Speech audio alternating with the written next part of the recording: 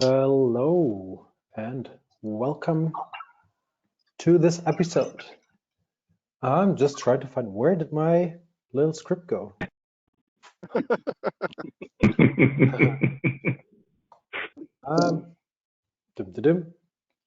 This episode is powered by, I know this first line, by the Coffee Tech program, but I don't know the exact wording. Give me 1 second. Here we go. Are you interested in developing your skills as a coffee technician? Check out the Coffee Technicians Program, an education program for new and experienced technicians alike.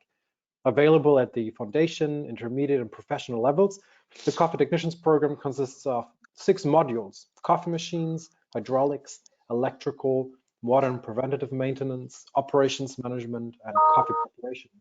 Learn more at sea.coffee/coffeetech. That's sea.coffee/coffeetech. Enjoy this episode. All right. Thank you, Richard. Here we go.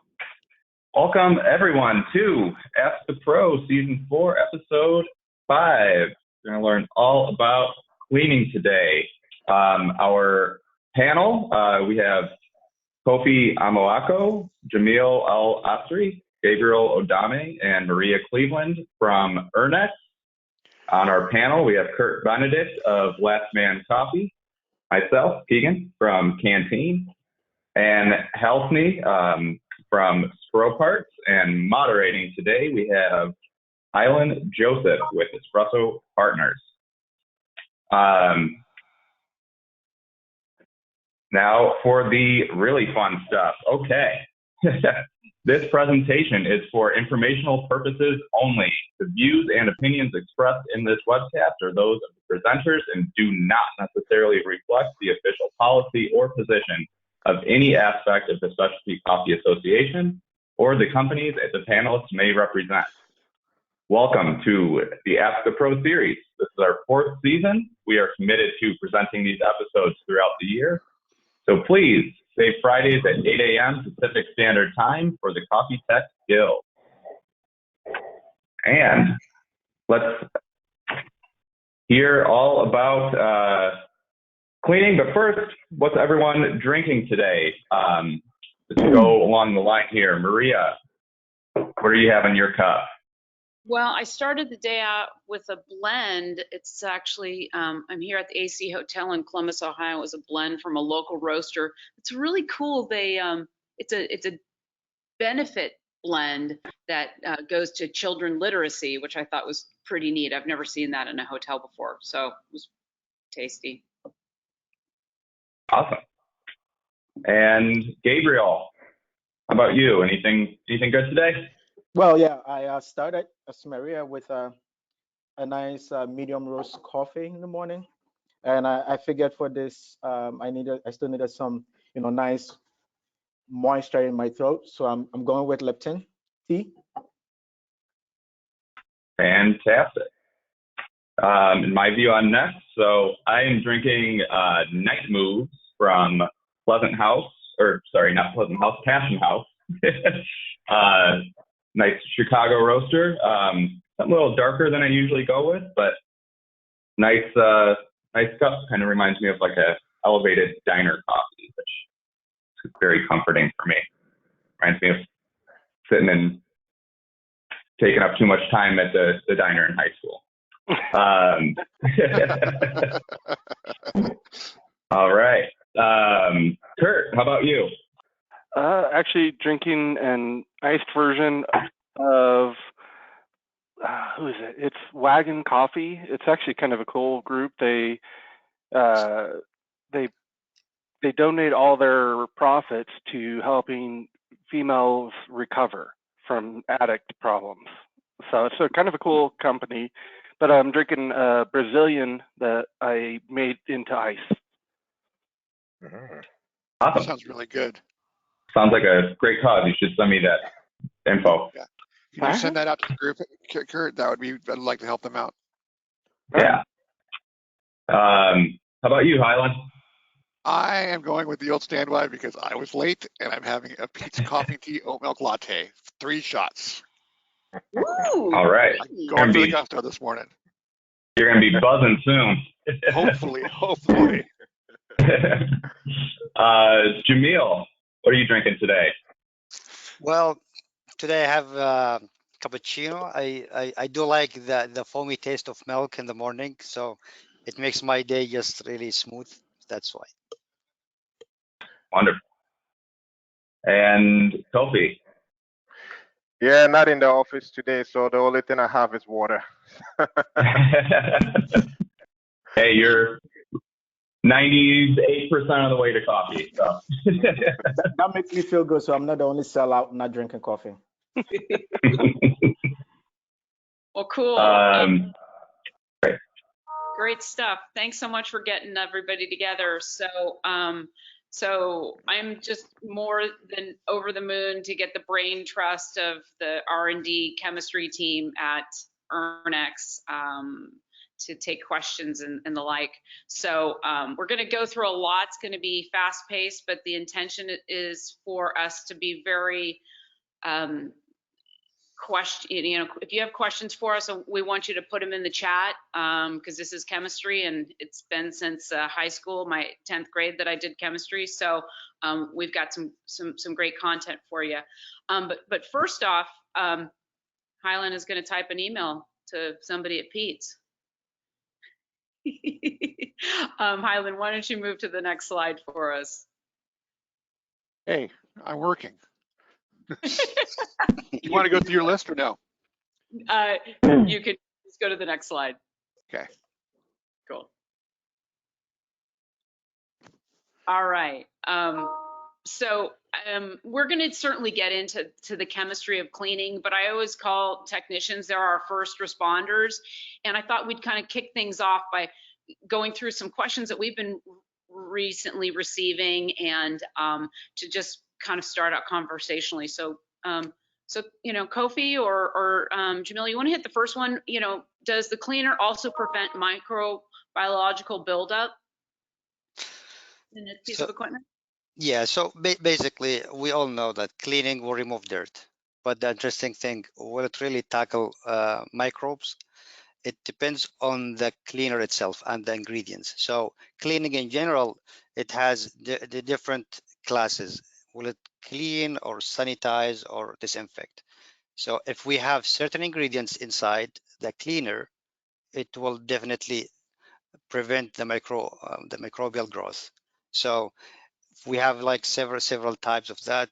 We talk about sanitizing, disinfectant, and also sterilizing.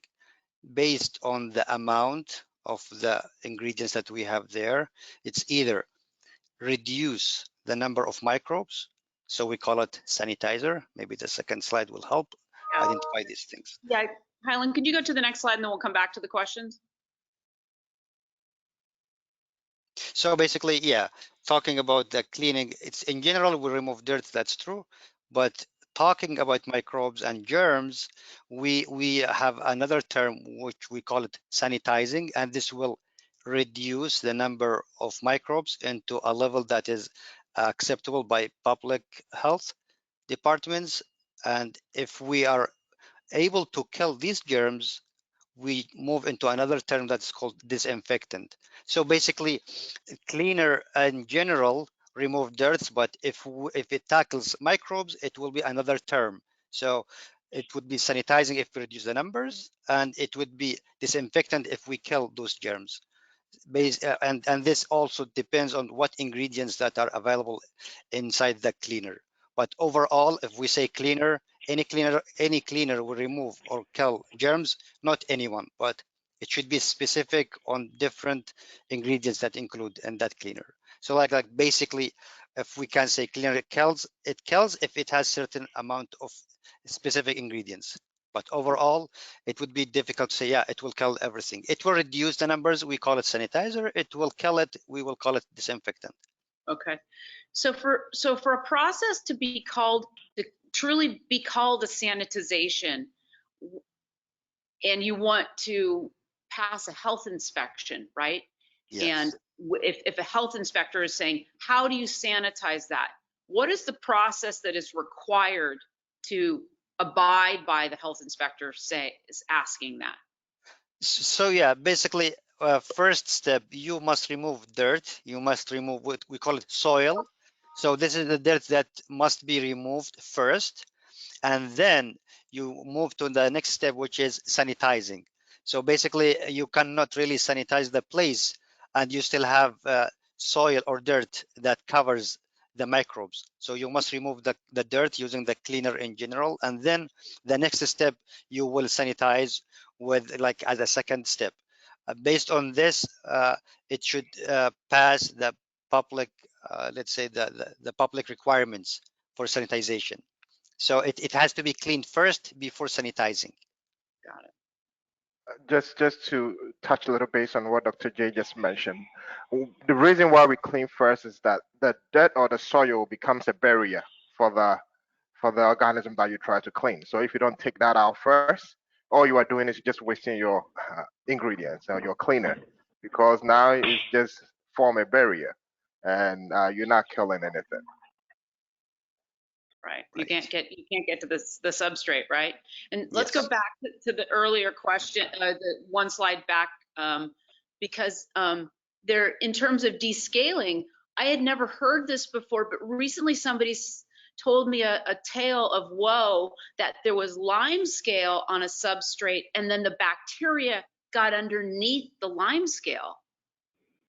So yeah, basically here you talk about another category of products. We call it Descaler, and this name in general, it comes from scale. Scale means buildup of minerals, which most of it's calcium and magnesium. So for this one to be removed from the system, you must have an acid product to remove it. And you're right, Maria. If you are not removing this buildup of this calcium minerals, or the microbes and germs will be just hidden underneath, and it would be very difficult to tackle them unless you are removing the scale. So how much time you need to do it, this depends on the let's say how much scale you have, how many days or how many times you are using the system to make let's say coffee, because each coffee machine should have like a boiler, and because of heat the calcium will start to precipitate, and the source of calcium or the minerals, let's say, make it easier for audience.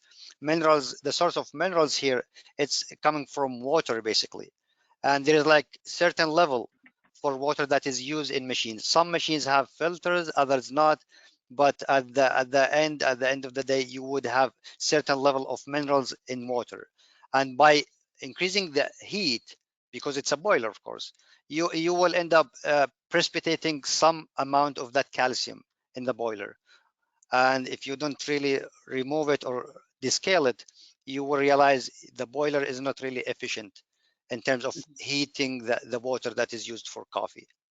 Yeah. So, Maria, I guess that question was strange to you because you was thinking it's hot system, right? So how can bacteria growth comes in there? What you need to understand that scale buildup doesn't only happen in hot areas, right?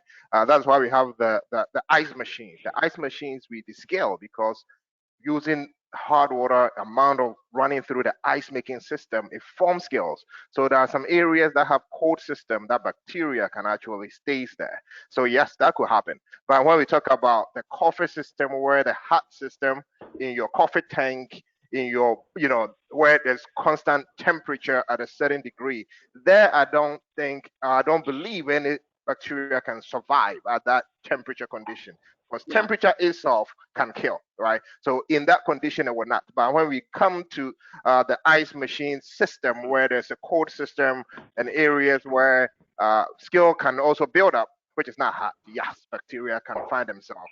And in this scenario, it will be very hard to clean if you don't do the first step by descaling.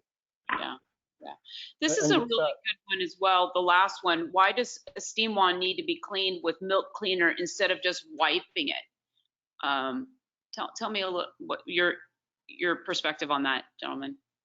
So when you have a wand, a steam wand. Basically, you're gonna have stain on the outside, milk residue on the outside, and you're also gonna have the inside where you know there's a pressure of water coming out and causing the frothing to happen.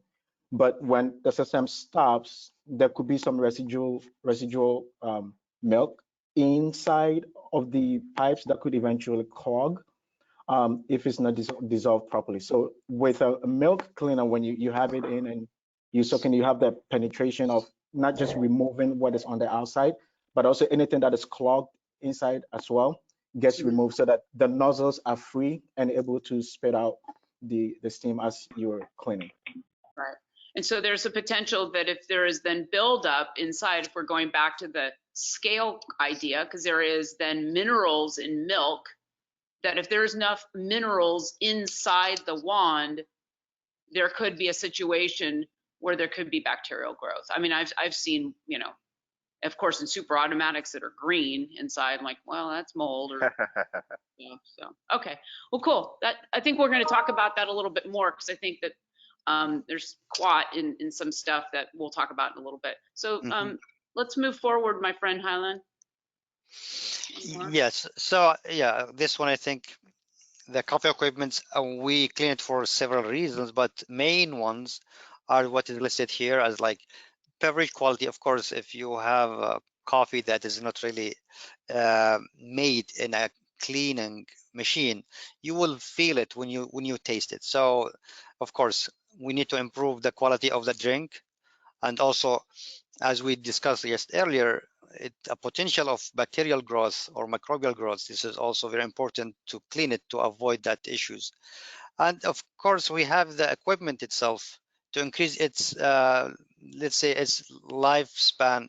It is good to take care of it. No need to leave it without cleaning. And this is also common sense.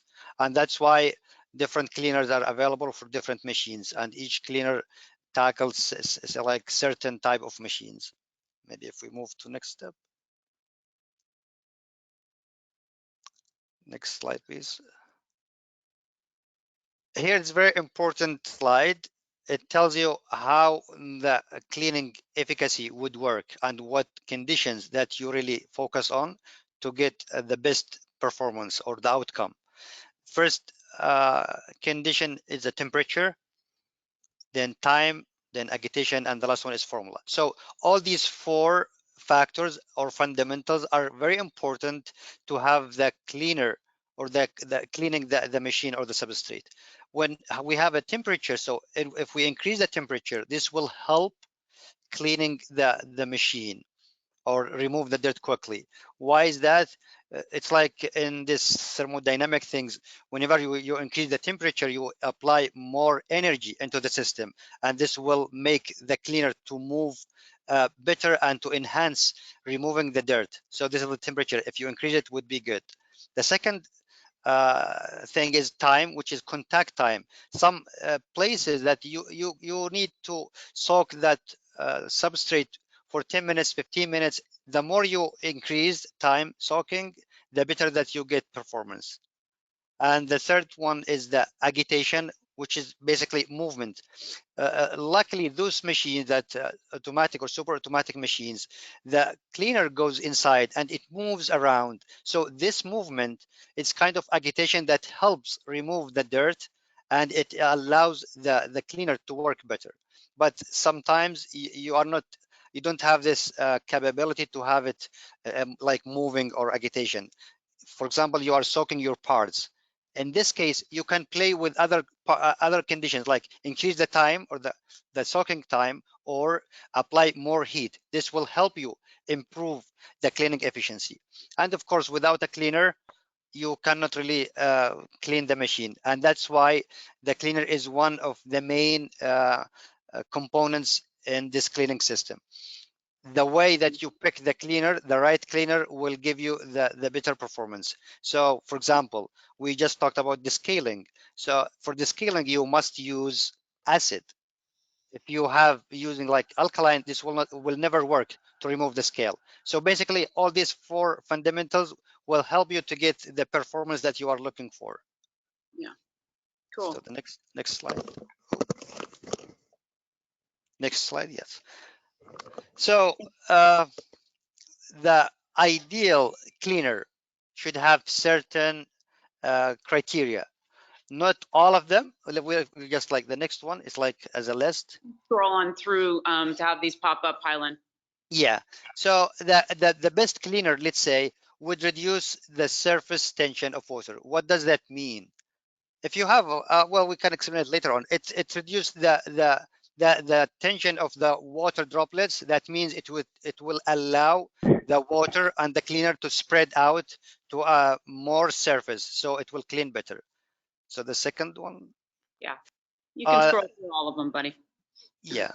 So the emulsifying soil and left it from. So this one is talking about a component in cleaners which called surfactants. We will discuss later on, but one of the functions that surfactants works, it emulsifies the soil and is what we call it sabonify the oil, and it allows it to be easy to be removed from the system once it is rinsed. Also, it can suspend the soil.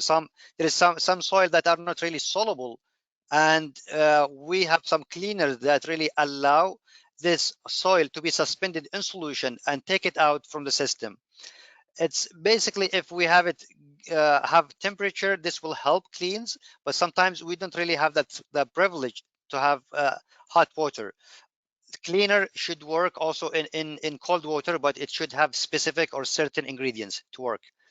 The cleaner that we suppose or we suggest to use should be soluble, and the reason why, I know machines have screens and we don't want to have any chemicals to stuck there because of insolubility, and you don't want to use a cleaner that will harm your machine. So basically the cleaner should not really affect your parts. And yeah, basically at the end of the day, when you finish cleaning, all chemicals must be, and this is a must be removed from the system for safety purposes, and we don't want people to drink chemicals. That's why any cleaner, when it is used, most of the time you have to rinse once, twice, or 3 times based on the application. So Yeah. if we And when you're developing new products, you'll take a pH of the water after it's cleaned to make sure that it's coming back into a neutral state, correct? Yeah, at our end, when we develop a product, we try it what we call it in vitro, like outside, using dirt that we have extracted in-house, and then if it passed, we move to a coffee machine itself, and we do like what you call it, say, invo test, and we see will it clean or no. And the third step would be rinse test, which means we must be sure all chemicals are removed from the system. And what you said is correct, using the pH as one criteria, and also we are using another criteria which is called TDS, or total dissolved solids. This tells you what's the part per million, or ppm, in the water. It must be in alignment with the water that we use for cleaning. So like several steps to be sure the cleaner is working, effective, and also safe. Cool. So next slide, please. Yeah, economy. So we talk about cleaning and dirt. So basically, you have in general 2 types of dirt or 2 types of soils, and we try to make it simple as best as we can. We call it like the one on the left side, any way that was alive, and the one on the right side, anything that was never alive. So the one on the left, it's basically, it comes from living living material, like from plant, from animals, bacteria, mold, all these stuff. They comes basically from living organisms in general, and we call them organic. Why we call them organic? Based on the structure, chemical structure of this dirt. I don't want to dive in there, it's complicated, but basically you will see a lot of carbons, hydrogen, oxygen, a lot of stuff. So we call it just organic, and we leave it there.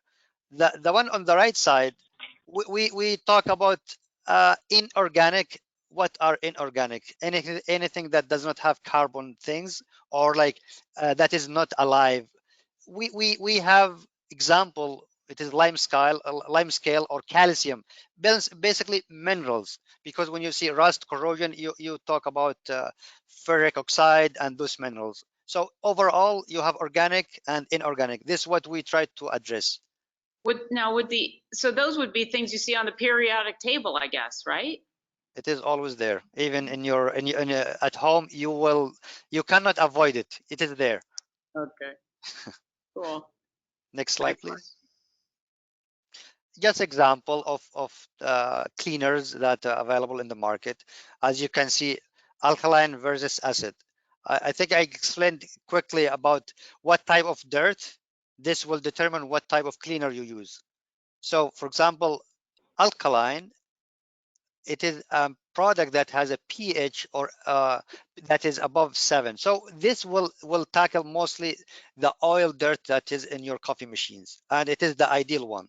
Interestingly, if you're using acid to clean oil, it will never work. We tried it in the lab, trying to apply some other systems besides the acidity, but it didn't work. So bottom line, for oil stuff, it's best to have alkaline. But on the other side, for a scale or mineral buildup, it would be sad if you think about using alkaline. Just go ahead to take acid, and it will solve the problem for the minerals. Cool. Go to the next slide. Yes, please. Yeah, I was talking about this pH. I don't know if some of you know about it, but basically this is like a measurement for the acidity of or alkalinity of the liquid. If you can see all our daily life, it is maybe in this slide. You can see ranging from hydrochloric acid, the one in the beginning that has pH 0, down to the caustic or sodium hydroxide. And in between, you can see, you know about tomato, you know about coffee, urine, milk, all this stuff, they have certain level of pH. And for science to be easier to to address all these things, it was classified to be either acid, neutral, or alkaline. And the numbers that you can see, it range between 0 and 14. If you have it between 0 and below 7, we can call it, this is acidic. 7 sharp, it's like neutral. And above 7 up to 14, this is alkaline. So for now, if somebody told you, oh, what acid, what pH of the acid that you use, you can tell him below 7, and you're right. Or what pH of alkaline that you're using, it is above 7, so you're right, if you don't really know the exact number. So basically, this is like simple way to determine the acidity and alkalinity of the let's say liquids in general, not only cleaners. If you move to the next slide, please. So yeah, diving a little bit onto what type of cleaner that we need to use. You see from this nice slide, organic soil requires use alkaline-based cleaners. I think yes. Why is that? I mean, we have some examples like laundry detergent, bleach, OxyClean, also some Ernix products there. All these are alkaline. And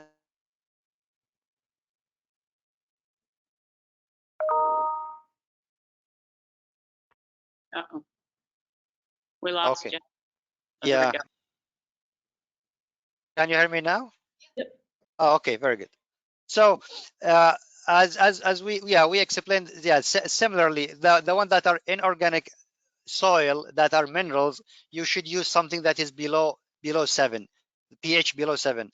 An example from our daily life, vinegar, but you cannot use vinegar to clean. I mean, you can, but it has this advantage of the smell and not high efficacy, and that's why we have, I mean, in the field, I will not say about our products, but in general, acidic cleaners maybe perform better than vinegar, because they will not give you any smell, at least for our products.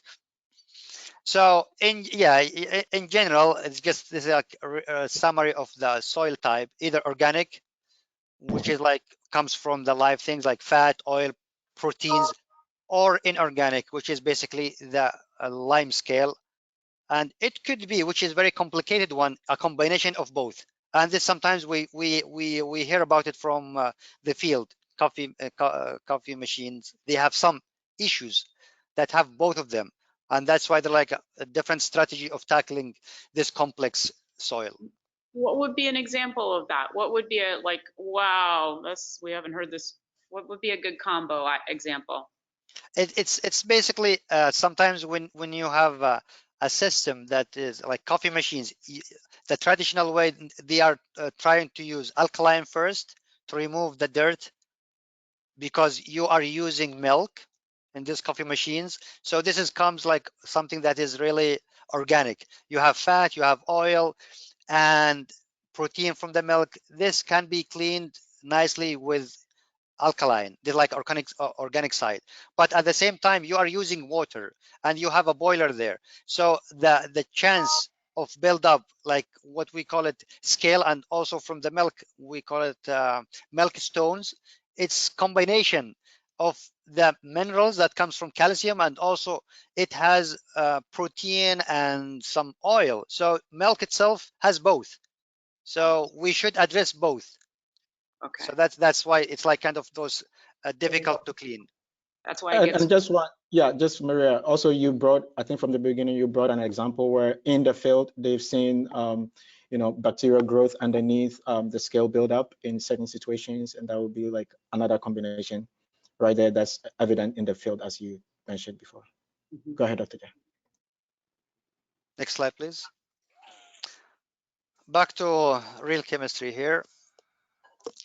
The cleaners in general, they composed of several things, and we tried to make it just as simple as possible. You can see detergents in general are mainly, let's say, should have surfactants, builders, solvents, and others. So if we just move to the next slide to explain more. This is somewhat animated. It's exciting, Highland. Yeah, all right. So Sure. let's start with this term, surfactants. So surfactants, it is a word that comes from a long or three words called surface active agents. What do we mean by this? I know when you have some water droplets in your table, sometimes you see that droplets stay in its place. If it's just like little, don't really throw much. So you will see it just there on the table. Why this droplet just stays there? Because the surface of this water is just like strong, and it's like it attached to each other. It will not allow this droplet to spread. So what we need to do for cleaner to be effective, we add a chemical called surfactants or surface active agent. This will reduce this surface tension of the water droplet, and the results would be this droplet will spread out into more surface area. As a result, the cleaner will cover most of the surface, and it will spread out into that substrate, and it will enhance spreading the other cleaners. This is like first, or the concept of surfactants. It's not only the function, the only function that surfactant does, but also it has what we call it wettability properties or wetting agent, which means it will penetrate inside the substrate, inside the dirt. Maybe if we just get the what types of surfactant, then we dive more. So Yeah. surfactants, yeah, you have three types in general: Forward. anionic. Forward, Highland. Yeah, we have three types. The third, yeah, anionic, cationic, and non-ionic. So if you move to the next slide, I think I'm just giving a lot on one slide. Let's, yeah, Keep it coming, Highland. yes. Here we go. I think that's enough for now. So the surfactant, it is composed of two parts. What we call it here, you can see in this slide, hydrophilic head, and this part is like think about a pen, your pen, and it has a cover. This cover is like we call it like the head, and the other one, which is the tail. So the first one is called the head. This loves water. It's really attached to water. If you next slide, please, or one click. One click. Here we go. And this what we call the tail, the other part of the pen. This it is lipophilic, means it loves oil. And we know that the most difficult part to clean in soil is the oily part. So this loves dirt. One click, please. Sorry, but this surfactant loves oil or loves dirt. So like general examples or general types of surfactants are three types, and this depends on the polar head, the cover of the pen of that one maybe. I just like try to make it simple. So this one, it's basically determine what type of surfactants. If you can see in the picture, it's like either on the right side, on the bottom right, non-ionic, anionic, and cationic. So if it is, there is no charge at all, we call it non-ionic. There is no charge. If it has negative charge, we call it anionic, and if it is positive charge, we call it cationic. Good example of this for the cationic is the quat or quaternary ammonium compounds.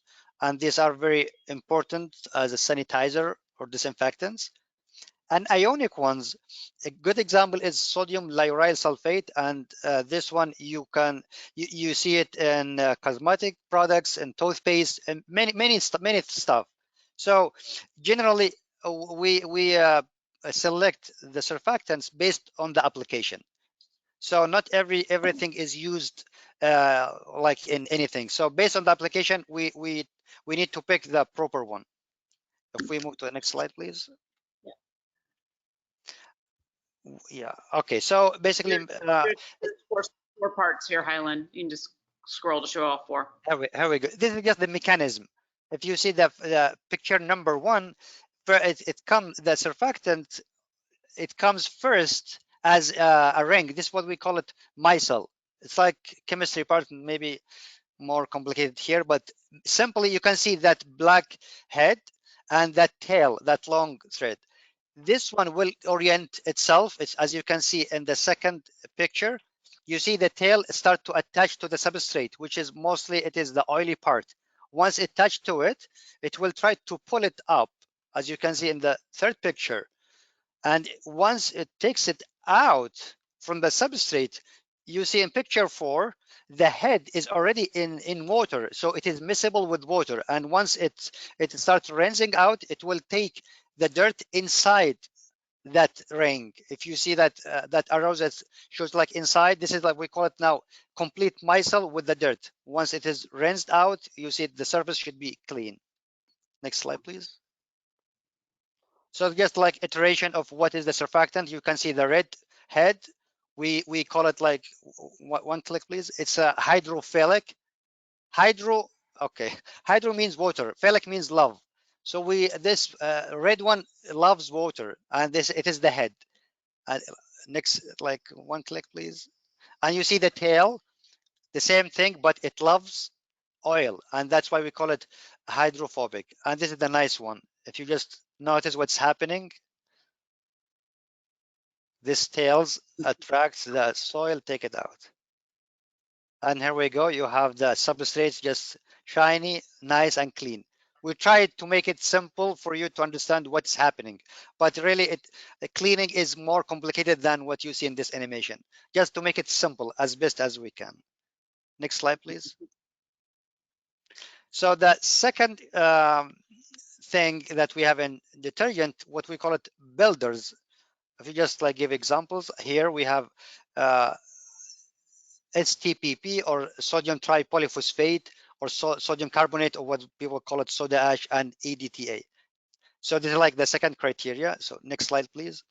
So the function here of builders, we combine builder and cleaner and chelating in the same category, and the reason why it is the main one that we should have in the cleaner. Why? Because it is considered as the base that you can add all other ingredients into it. So for these ingredients, they will increase the pH. And I hope you remember, increasing pH means alkaline, and that means it will saponify the oil, and it will make it easy to be removed from the substrate. So these builders will increase the pH and what we call it alkalinity. And besides that, it will trap the minerals in the water. Basically, for the previous one that we talked about, surfactants, they are very sensitive to minerals, and these minerals, it is difficult to be avoided from water. The water that we use already have minerals, but surfactants must work at certain level of that minerals. How can we tackle this? We should have what we call chelating agents that will trap minerals inside. If you just one click, please. One more. So as you can see, this one, the red square, or the red circle, is like the metallic one. It represents calcium, magnesium, or any other divalent minerals in water. Basically, it's calcium and magnesium. And the chelating agent will just take it and trap it inside it. The next click. And you will see it just inside. In this case, you are protecting your surfactants from these bad minerals inside the cleaning agent. So a good example here available in the field, what we call it EDTA, or ethylene diamine tetraacetic acid. If you can see this oxygen that has double dots in red, and the nitrogen, all these will make like coordinate all together to trap minerals. This will ensure the cleaning agent will work properly, even if you have a lot of minerals inside. So generally, we should use soft water, but not all fields have that soft water. There is some certain level of hardness. Depends on the country, depends on the area. So in this case, when we develop a product, we have that chelating agents inside to really address that issue. So we don't want to have like hoping they will have a good water. So we try to have it in our formula. So Next the slide, please. chelating agents, just so I can understand it, it is to help us so that we can use our products in any geography, because our products are, you know, are the chemical, they're in all over the world, right? 80 countries, right? Different water Yes, types. yes. It generally it helps you remove the minerals from the cleaning system, and that's why we would like to have it there, to be used worldwide. And Maria, if I can simplify even further down. So think of it as separation of concerns, right? So you have the surfactant, the surface active agent that is doing the main cleaning. And as he says, it's very sensitive to the minerals in the water. So the chelation agent basically attacks the minerals and frees that surfactant to be as efficient as it can be, so that you have that separation of concerns built in the system to enhance the performance. So the chelation agent is essentially enhancing the performance of that surfactant and allowing it to work at its optimal level, right? Continue. Cool. And, Yeah. Yeah, the third criteria here, or the third ingredient, usually we use solvents for liquid products. Good examples here, just isopropyl alcohol and propylene glycol. Generally, we have this just in case, and it can be used. It will dissolve the oil stuff. It will remove it, but sometimes it has concerns because it could be volatile, safety reasons, but it is part of cleaning. Next slide, please. So others, there is some ingredients that we sometimes need to use it, and sometimes we don't. For example, here, binders, fragrance, and dyes. So we'll explain binders for next slide, please. Binders, it means it will make your ingredients all together in one shape. For example, you would like to use tablets. It would be difficult to make tablets without a binder. So binder here will bind all ingredients all together and make it one shape, easy to use as a tablet. If like this is based on some machines, they cannot use powder, for example. We are able to design tablets that suits a lot of types of machines. Besides that, binder, it has its flowability properties. When we are mixing the powder, it will make the powder consistent. And during making the tablets, we need to avoid potential issues during making tablets. So it has kind of lubricant properties. All this just comes under the criteria of making or manufacturing, but the customer or the end use will not find these properties. They will not see flowability or binding or lubrication. This just when we manufacture, but we explain it here as part of the cleaning system that we sometimes need to add. Fragrances, we don't prefer to have it in coffee system because of the smell and the taste, of course. And dyes also, it depends if we prefer to have the cleaner to be clear for the customer that's not water and it is a cleaner, so we can add some kind of dye that would be just indicator that is the cleaner there. Next slide, please. Yeah, next. Hopefully you got some information, but here just like to recap, generally we talked about the soil that are two types, like basically three types, either organic or inorganic or combination of them. Next, please. Maybe all of them, just yeah. And the main factor, I think the one that we really love to talk about is the factor that make your cleaner efficient, the formula, temperature, and time and motion or agitation, which are very important. You can add one of them to improve your cleaning efficiency if you cannot control all others. And of course, alkalines will break down protein fats that comes from living source compared to the acids that will, yes, it can break proteins and also it will help you remove the minerals. And in general, surfactants are mineral, like three types. You can anionic, that is negative, cationic, that's positive, and non-ionic. Builders will increase the cleaning efficiency and increase the alkalinity and also can tackle the minerals. I hope you had some knowledge about cleaners and we are open to questions.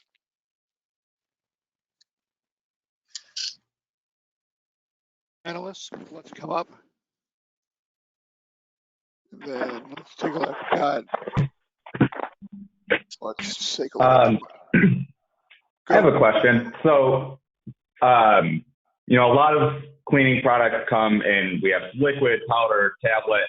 What goes into the decision making when we're deciding between those different formats? Coffee on mute. He's on your Coffee or mute. Looks like you have a really good answer for me there. I want to hear it. Yeah, his headset. Yeah, maybe We unplug still the headset. we still cannot hear him. So, yeah, Kofi, we still cannot hear you. But I think I'll give it a crack at it. So basically, there's an element of, I think the first consideration is what is the particular application? What is the user needing to do? So there are some users, their machine is, they're doing a soak on the outside. It's an overkill to make a tablet just to put it in a thing for it to dissolve, right? Whereas you could just put up a powder, or even you could put a liquid if you need it to be active immediately. So if you have a cold water condition, you want something that could go in and work immediately. So liquid would be a better choice. If you have hot water conditions where you're doing the soak on the side, and then storage of a liquid product that could potentially have handling issues, or you have some, I guess for the people that will be using it, safety concerns, it's easier to handle and store the powder, and it will be something that you could use. And when you have a tablet where you're looking for something that's a simpler, much user-friendly dosage form, where you could put into a machine, the tablet is. So we always defer to what is a particular usage, what fits best to the application that is being used, and we're able to handle any of those particular categories. And Just confirm it. Can you guys hear me? We gotcha. Yes. All right. I actually have a question for this group. Referring to descalers, how important is it to flush out the boilers, tanks, whatever, afterwards? I mean, what would happen if the descaler some is left behind in the system? Somebody's coffee will turn, especially if they have milk in it, it's going to turn sour, and then the milk is going to coagulate and float because it's an acid mixing with the milk. It's not a good taste, good feeling. Even though we formulate with non-hazardous chemicals, it's still a chemical. It will definitely mess up your taste, and also it will be hard to clean afterwards, because think about it. Now you have the acid in your boiler Hmm. that is heating up, and it's going to precipitate some of those ingredients that you left in there, because at the end of the day it's a liquid, but I still have solids in them. So once you allow heat, all the solids will tend to fall out. So now you have your system filled with some different type of acid in there. Now it will take you longer to actually service that. But that's why for us, we give recommendation how much rinse you need, because we have tested that, confirmed that with different unit, different machines, to know how much rinse you need for it to come out. And one thing we always advise customers, home, especially the home users, is that, hey, if you are not sure, brew water, throw a little bit baking soda in there, and if nothing happens, you don't get no fizzing, that means you are good. But if you get any fizzing, you still have acid in the system. That's a good one to use for the text. And then I'm going to do another follow-up question regarding the descaler. Typically, how long can you leave a tank sitting in the descaler before it damages or hurts the metal if it does? So, I mean, I know Dr. J touched a bit on this one. It's all based on how frequent you descale, you yourself, you take care of your unit, the type of water that is coming through it. So, especially if you know you have a very hard water in your area and use the city water that is coming in, and you haven't descaled or you haven't touched it for a year, and you start to see a temperature drop, right? Because that scale buildup is also affect your temperature as the water heats up. So you see all those things that give you a good indication that, hey, there is amount of fair buildup in the system. For this acid to really work, it needs time. It needs time, because what it's doing is that it's not lifting nothing up, it's actually dissolving. It's changing the formation of the calcium and putting into solution in order to fill out. So that needs that contact time. For earners, we have done work on different units to know that 30 minutes contact time is needed for commercial units that have that much buildup. For home units, is different. For home unit, based on how it's being used. For commercial unit, you leave it on with still heat. For home, we recommend them run it through, turn it off, let it sit, so that you limit the reaction, right? So even if you leave it a little longer than the 30 minutes, because you have less reaction, it's not that reactive to the metal that you are trying to uh, uh, clean. And we also run a lot of material compatibility. My man Gabe here is the main guy who does it. So it's not just that we select any chemical, but we make sure that majority of our chemical selection is also compatible with various coffee machines. That is why we partner a lot with all these coffee machine makers in order to test all the different components coming out, in order to make sure we don't break somebody's expensive coffee unit. But I guess my real concern is, and I know a lot of techs across the country, is if we pull a steam tank out of an espresso machine that's heavily calcified, how long can we leave it in acid before we should pull it, rinse it, and repeat? So if you pull it out and it's outside, not in with constant heat, I would say you can do up to an hour without any issue. Okay. Well, like I know a lot of us actually have dip tanks that will put it in with constant heat. And majority of this tank is also stainless steel. Mm-hmm. And stainless steel is very compatible with all these ingredients. I mean, we give that time frame, but we know that based on the chemical makeup, especially if I'm talking about NX product right now. I'm not bringing anybody else. So if you are using NX product, it's safe to say that the chemical you are using is compatible with the stainless steel tanks that is out there, because we have tested them. And we know that even you leave, I've heard some tech who left it overnight because they were going home. So they left it overnight. They came back. It's clean as whistle, but it's all based on what you are using. If you have some of the home ones that are not using aluminum, and then I will not recommend that, right? Yeah. Because aluminum is a soft metal, and having an acid for too long, things will happen to it. Discoloration will happen, and that we don't want to see. So Yeah, I basically, need the answer is depends on the metal that your tank is made out of. Yeah, Correct. so yeah, I think what Kofi drove at in like we do extensive compatibility tests. And so, you know, if you are using a machine and you're descaling, I assume that the tech might have a little bit more insight of what kind of material the boiler is made out of. And then be able to know sometimes some manufacturers might actually have a recommendation on what that active ingredient or what is recommended to be used on that particular machine.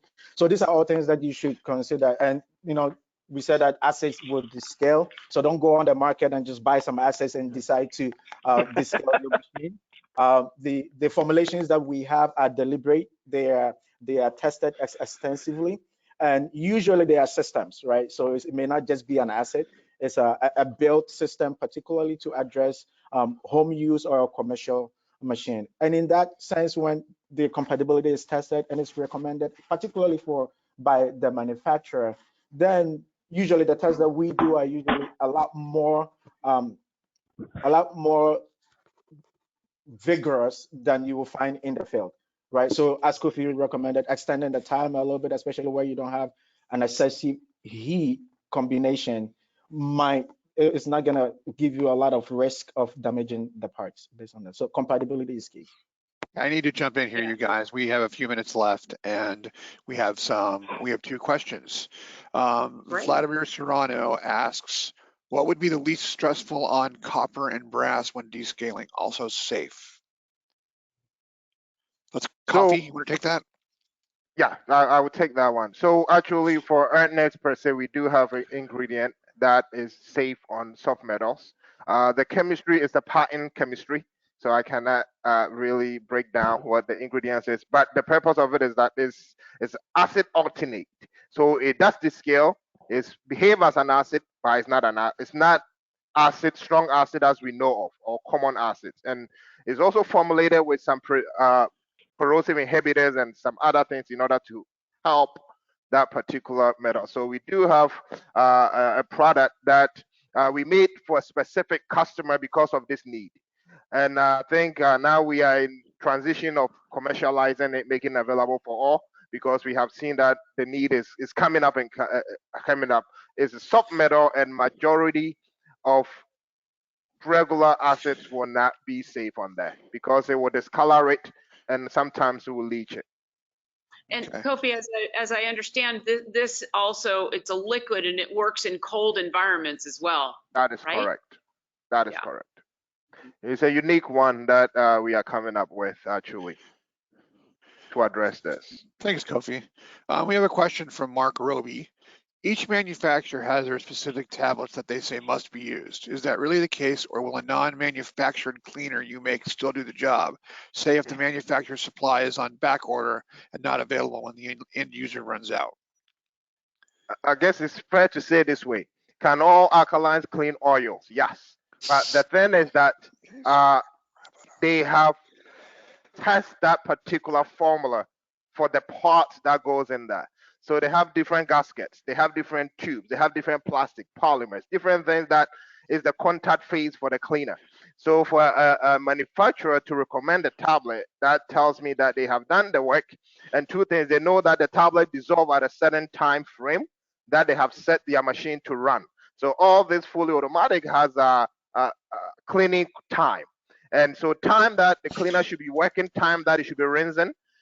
So if you use somebody else, which let's say the customer product is fast dissolving tablet, now you use somebody that is slow dissolving tablet. At the stage that it should be rinsing, you still have tablet in there.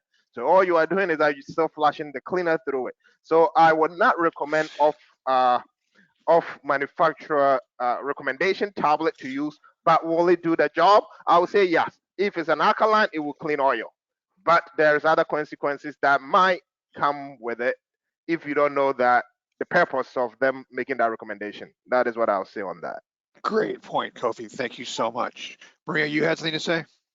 No, I was just going to echo that in the sense of, as you mentioned, you might have a super automatic machine that has a 10-minute cleaning cycle, but it's doing inside, the tech can't see all the things that are happening inside that machine during the 10 minutes. And so as he was saying, we have fast acting or fast dissolving or slow dissolving. We have a Z formula that is our fast dissolving. And if you put it in the wrong machine, then, you know, and then the other problem is that they're all in different shapes and sizes. And if you put the wrong one in, then it could then clog the tube.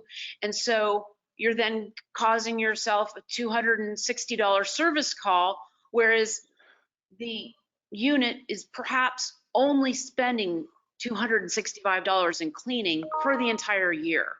And so it's, as a dear friend of mine says, it's tripping over dollars to pick up nickels, and not advised. That's a good point, Maria. You guys, we're going to do our closeout statements.